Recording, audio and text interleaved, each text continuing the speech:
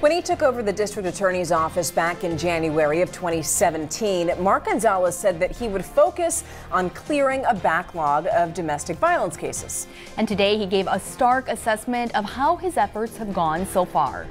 I'm here first today to publicly announce and to say that our office has failed in seeking and getting convictions for domestic violence. Thanks for joining us. Nueces County District Attorney Mark Gonzalez gave that scathing self-review during a news conference this morning. That's right. The DA also spoke about how he plans to change things when it comes to domestic violence cases. Chris 6 News reporter Nikila Pradier joins us now in the studio with the details.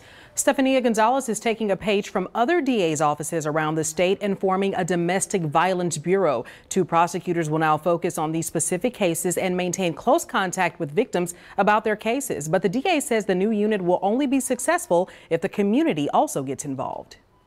My office has failed to do the things that, to get results. Nueces County DA Mark Gonzalez says prosecuting sensitive domestic violence cases is challenging, but says after looking at last year's numbers, he believes his office can do more. But we had 375 misdemeanor domestic violence cases, and for the bulk of it, they were dismissed. About 178 were actually dismissed. That includes the case of former Hooks player Donry Vasquez, and after this video of the assault was released last month, it shook the public's trust of how the DA handles domestic violence cases. Gonzalez and his staff hope this new domestic violence bureau will win back some of that trust by giving these incidents more attention. What we hope to bring with this bureau are fewer violent incidents.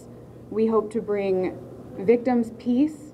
We don't want to tear apart families, but we do want to make this a serious priority. MATLOCK and HADEE are the prosecutors who will be working closely with those victims and survivors. I can tell you that in my heart, from the bottom of my heart, that the objective is for you, the victim, that your domestic situation gets better. But in the end, the DA's office says the real success will come from public support of this bureau to make sure domestic violence victims get through their doors and seek out justice. The linchpin to this is having a victim cooperation and having community cooperation, because if this is going on in your house, it affects me, and we need to remedy the mindset that it does not.